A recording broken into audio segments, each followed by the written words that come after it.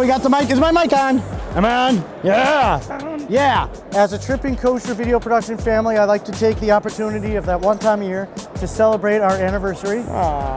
Many people don't know, 3 years ago, I met Judd after a day at Kosherfest and a day of barbecue hopping, hanging out in the Judd Speakeasy. It's serendipitous because not only is it the anniversary of Judd and I, which honestly, it's been a love story. It's also the anniversary of when we got together with the Uber producer, the main man himself.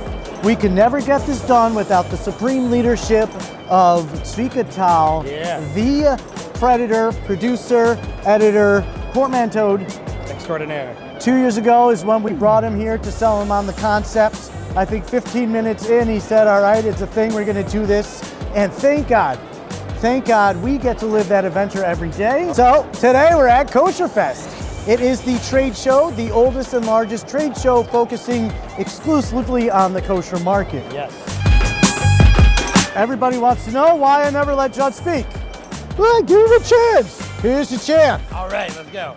We are at Kosherfest 2019, and we are at the Grub Company. They are making biltong, South African genuine biltong, and we are here to taste some of it and hear a little bit from the guy. Chaim's version. Ready? Yeah. Biltong, South African style jerky. We're here to try it. Very few producers have ever made it successfully in the United States. We're excited to see a new one on the market. Bye, Aleka. They're air-dried steak strips. That's what it is, with just spices and meat. We're not talking about, garbage marinades and sugar, and this is biltong, baby. Here's Meal Mart is one of the largest kosher food meat distributors in the country. They've earned that. They've been around for a very long time. To have a family situation like this really represents the bulk of a necessity and a need in a market is important. Right? We would not be able to eat kosher meats across America in the same way if it weren't for a company like Meal Mart. Montreal is 100% European, and it's the best part of Montreal, right? They're baked goods, they're not playing around. We're crusters in Montreal. Our specialty is we're for caterers, supermarkets, cafes, restaurants. Everything is packed nicely, and they can take everything out. Anything that's with puff dough is they bake quick take in the oven. It goes fast. Everything is good. And they do Pesach stuff. So you're a full-service, all-year-round bakery. We live in the day and age where I can get just about any imaginable European-influenced Heimish baked goods from Montreal. Marijuana has a compound called THC.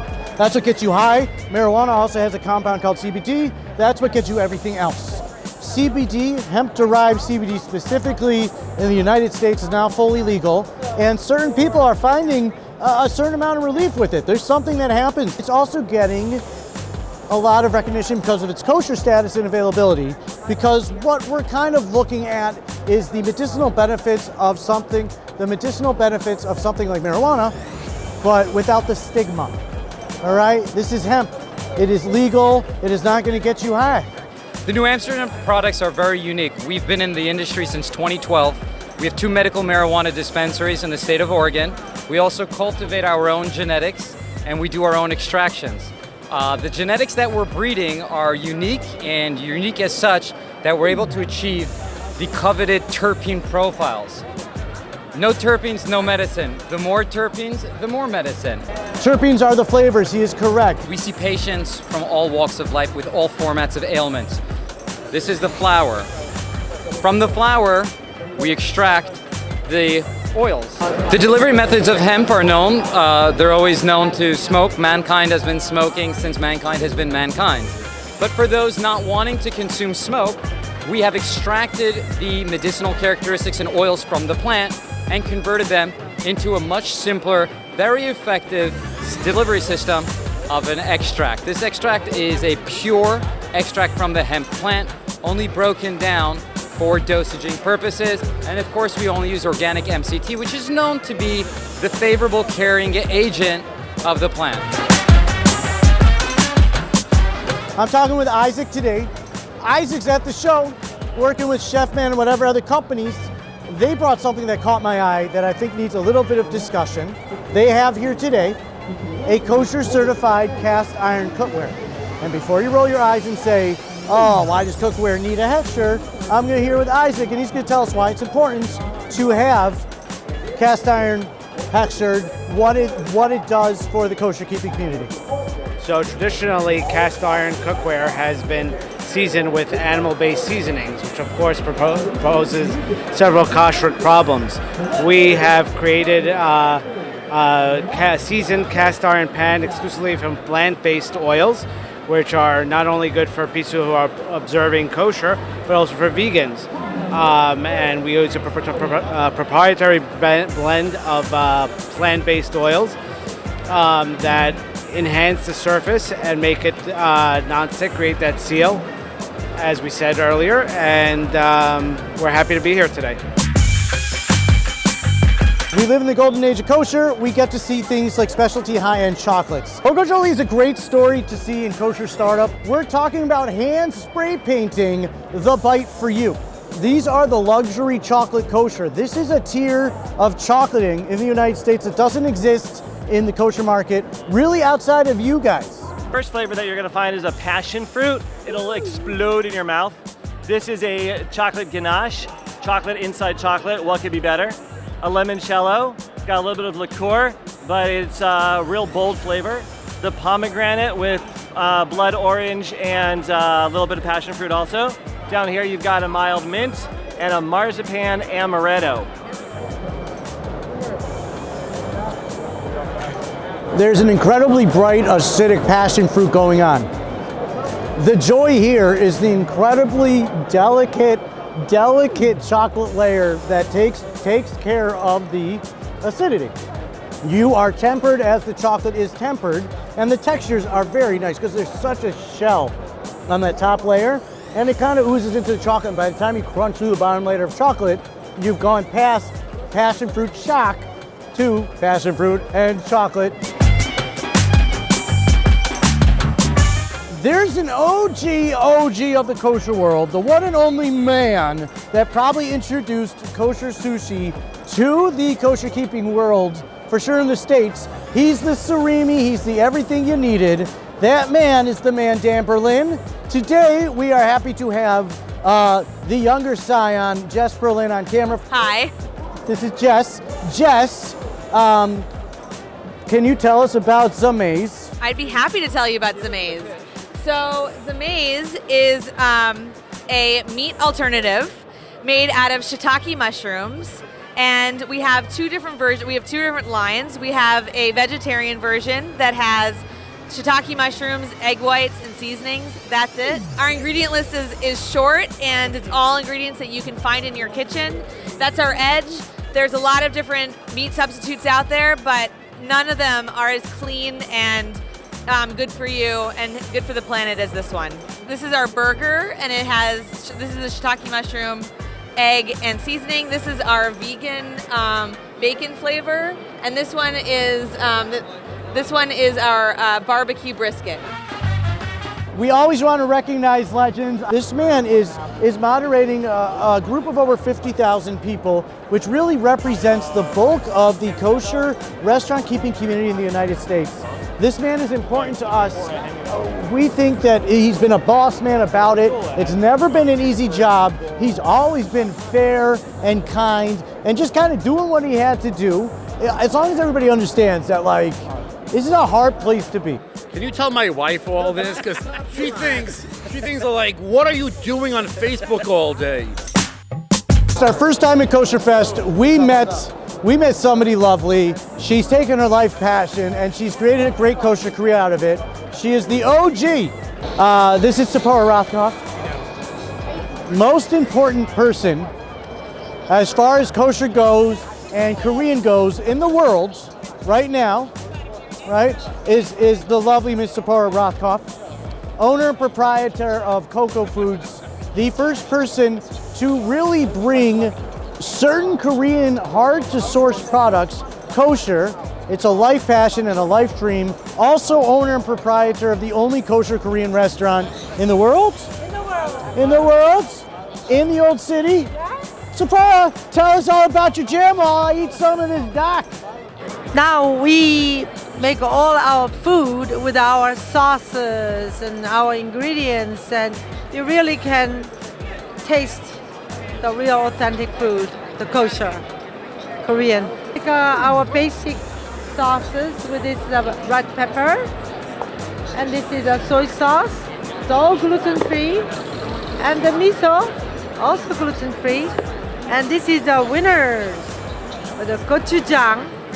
It's red, spicy, and sweet, authentic sauces that work with this What is that? rice noodle. It's called the tak. It will be soon on sale. Today we have a new red sparkling Pinot Noir from Rambam in Italy. Wow. Pinot Noir, which is sparkling, is a new concept in a red sparkling in kosher. There is nothing like this out there. Very smooth, easy drinking, champagne-like, but in a red color. Sometimes in the summer or when you're hot, and we're hot sometimes in the winter too, we want to feel that we're having a red wine. Opa! All those that don't like an ultra dry wine, it's a very easy drinking wine. It's smooth, fruity, party on your palate. Enjoy. If you wanted to say like a quaffable seltzer red, right? Quaffable, that's going to be a new word, guys. That's a real word spelled with 2 F's. So quaffable experiences, my Yeah. This industry was the point of information before there was something called the internet, before there was anything else, when we were still living in the print era. This man recognized the globalization and like the golden opportunity and the wonderful world that we live in kosher. But to see the people who keep kosher and to realize that even though it's a phenomenal, gigantic market, it's still kind of like a big, giant family event. And this is our big old Zadie who's you spent many years putting this together. Well, it's all about the dynamics and the growth of the kosher food industry, which 31 years ago was a very small niche, very much ethnic oriented, and it has evolved into something that crosses over into mainstream. It is something that Americans have come to appreciate as higher quality, and the community itself of kosher observant consumers has grown so much that we now have a whole network of kosher independent supermarkets that do nothing else but use huge space to showcase kosher food products. And what you see here at this show is actually an upscaling of products started by many small entrepreneurs. There are many people here who started innovative products in their own kitchens and now are going to market with it. There are people here from all over the world. I mean, who would have believed that Kosherfest would have exhibitors from the United Arab Emirates, from Sri Lanka, and from Pakistan here with kosher certified products. So the very fact that kosher has become an international phenomenon, in over 100 countries there are products that are kosher certified today, because if you produce an ingredient anywhere in the world, you can't hope to sell to the United States if you're not kosher. Who are you going to sell to? Coca-Cola's not going to buy it. Dannon's not going to buy it. Kellogg's is not going to buy it. So in effect, for those who say that Jews control the world, they don't exactly control the world, but they certainly control kosher. We're controlling this food supply.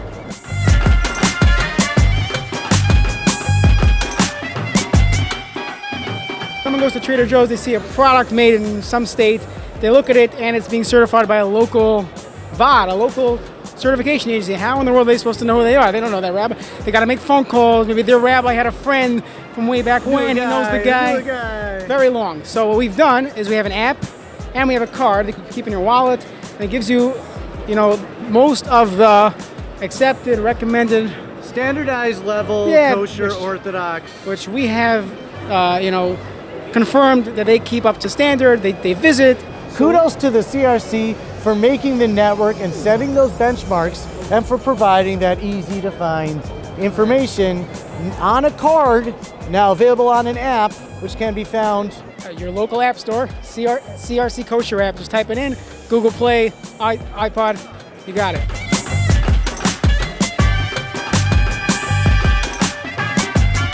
We got Brian's Calzones. We love Brian's Calzones. Find them, you know, you want them in like a 7-Eleven where you can like quick snack them. That's my favorite. Or drive to Detroit. Yeah, I'm gonna eat some or drive to Detroit. Yeah. Oh. Yeah. Kosher industry has been represented in the United States by Kosherfest. It's very exciting to see somebody trying to translate that success in showing a kosher keeping community, not kosher buying community on a macro scale. I'm here with Ari Pfefferkorn. He's putting together something called K-Trade, which is really, he's trying to set this up for London. Let's hear more about it. K-Trade is going to be the first kosher food show in Europe. It's going to take place on the 6th of May in the Excel, London. You're going to have an opportunity to showcase your product, give you a new product or kosher certified, and come and show for the kosher market Europe what you have to offer. Visit us at www.kosherfood.co.uk or reach out to us on email, and we look forward to seeing you there as a visitor or exhibitor and see what the European market has to offer. The point of Kosherfest is to kind of get an idea of the kosher industry and the state of it in the United States. It's a global market to introduce products to the United States that happen to be kosher. I'm standing here with a whole section of products from Brazil. It's the first time Brazil is right here. We are bringing so many food from Brazil that is from our culture that can be work for you guys, for anybody in the United States and around the world. So the Kosher Fest gonna try to make Brazil highlight what we have the best and we never show. Yeah. And we have so many agriculture, all the stuff, all food, and now we definitely have available here for you guys. Many of our products are already in the United States and around the world. Oh, bam!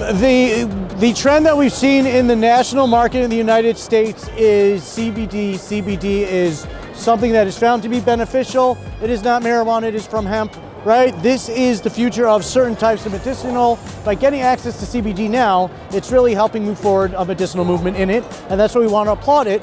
We want to applaud it because it's also accessible in the kosher market. I'm standing here with Zach. Zach, this is your jazz. Tell us what we got going on here today. Our specialty in kosher leaf is basically that we're 100% THC free. There's basically three. That's right. 0-0. That's right. Oh, that is a special thing. I get that. What we're seeing now is a correct and acceptable and a kosher way to access the medicinal properties one would find in it. What's more exciting here is a popular form of usually taking and ingesting is tinctures or breast sprays work because the mucous membrane is in your mouth. It's nice to see things like kosher gummies. Kosher, I mean, this is really something incredibly unique for a special market. People do not understand how hard it is to launch into USDA. These are things that have not really been commercially produced. There's no heat involved.